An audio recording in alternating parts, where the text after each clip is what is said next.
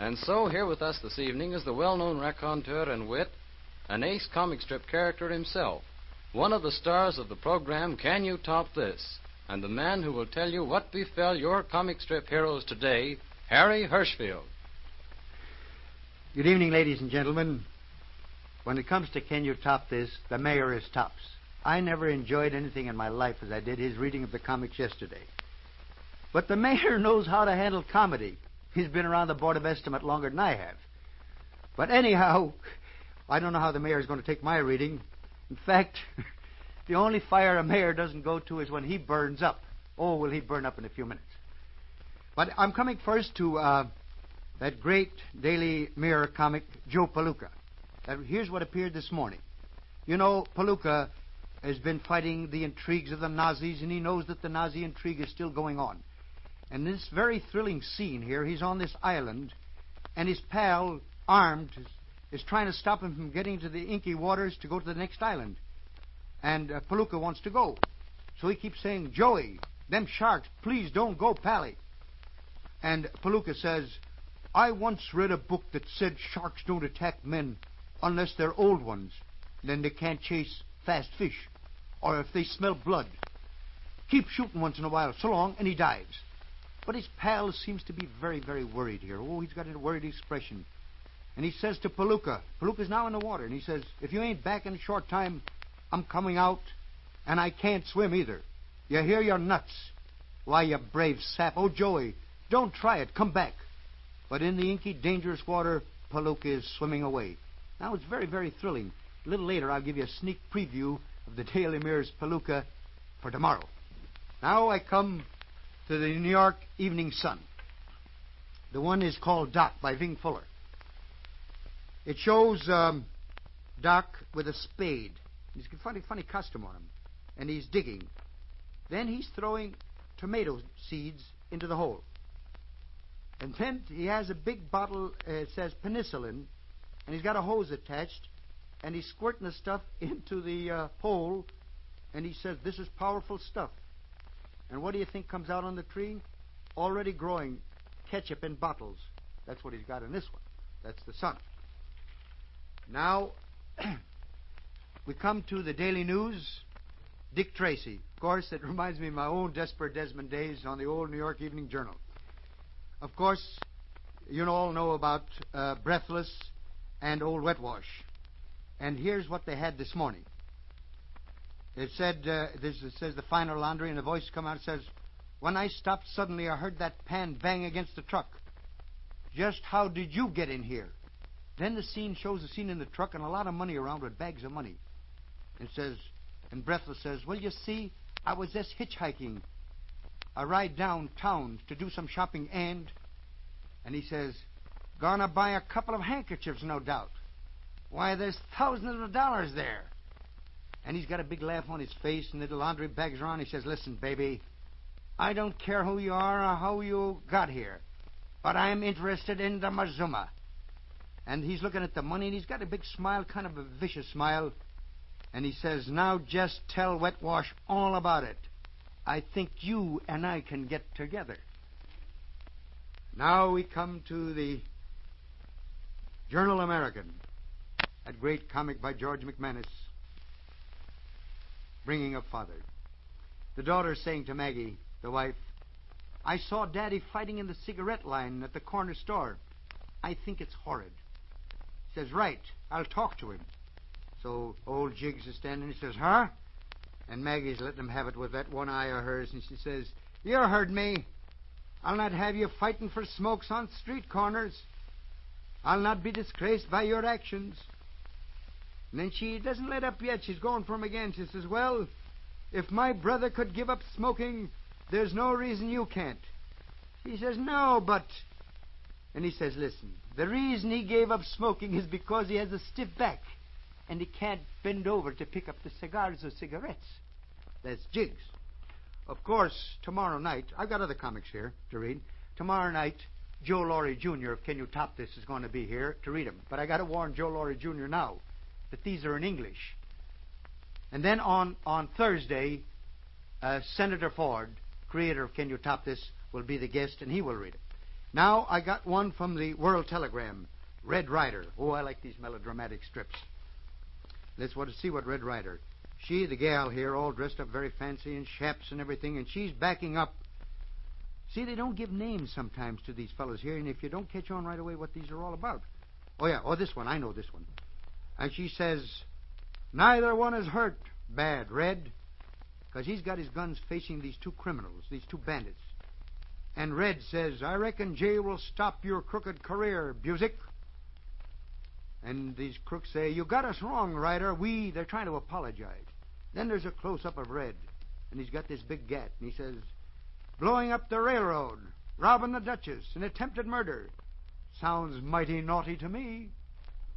So they're tying up these two bandits here.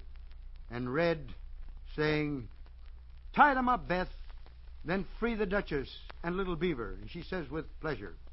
That's in the World. That's Red Rider tonight. I don't know what's going to be tomorrow. I didn't get a chance to see. And now, Joe Palooka. Here's a sneak preview on Joe Palooka by Ham Fisher. And here's what's going to happen tomorrow in case you don't get your paper. You know, he finally reached the island after a terrible swim, a dangerous swim. He's reached this other island. It looks like a lava-type island. And he's looking back, and he says in this black, inky water, says, I don't see nothing. Yes, there's a life buoy.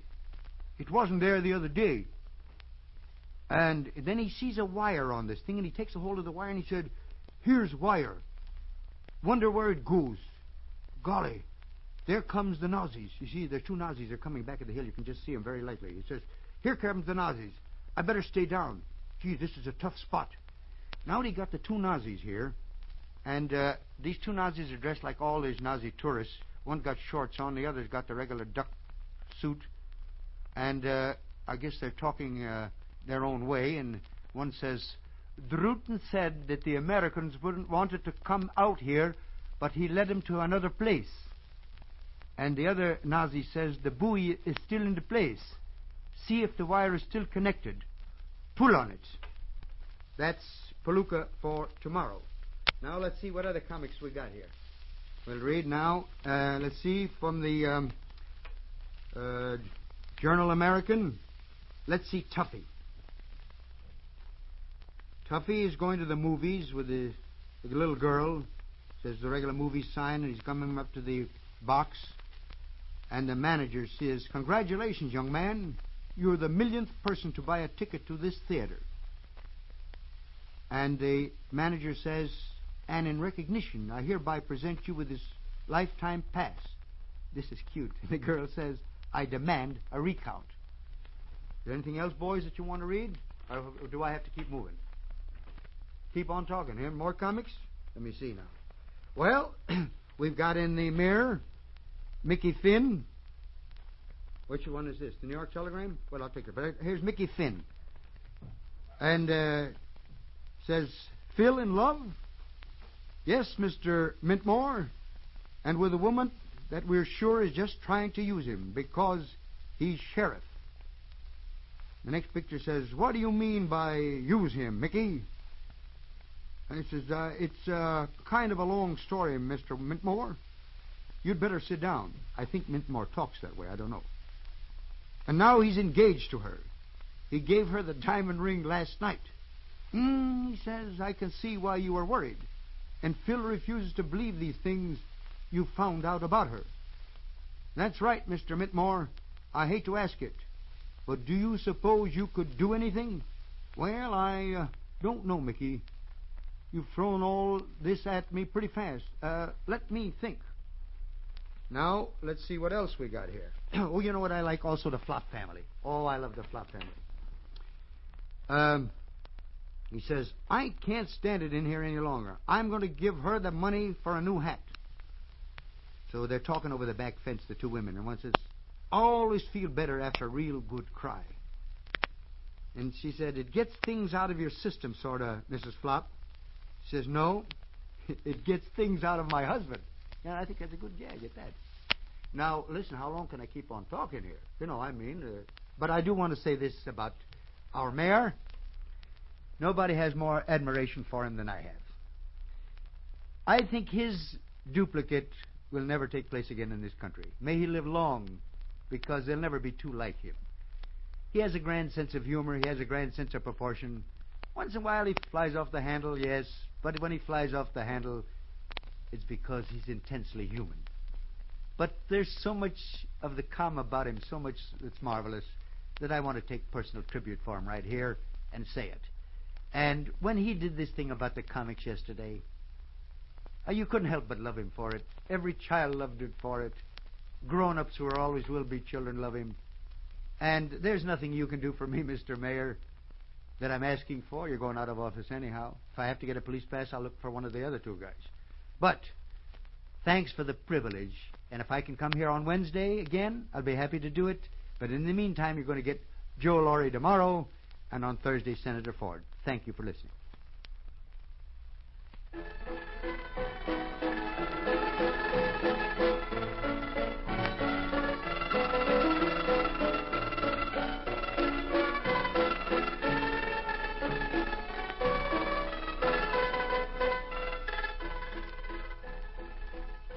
Thank you, Harry Hershfield. Thank you for enabling our thousands of New York youngsters and oldsters, too, to go to bed happy and peaceful together, safe in the knowledge that their comic strip heroes have successfully come through another day of peril and adventure.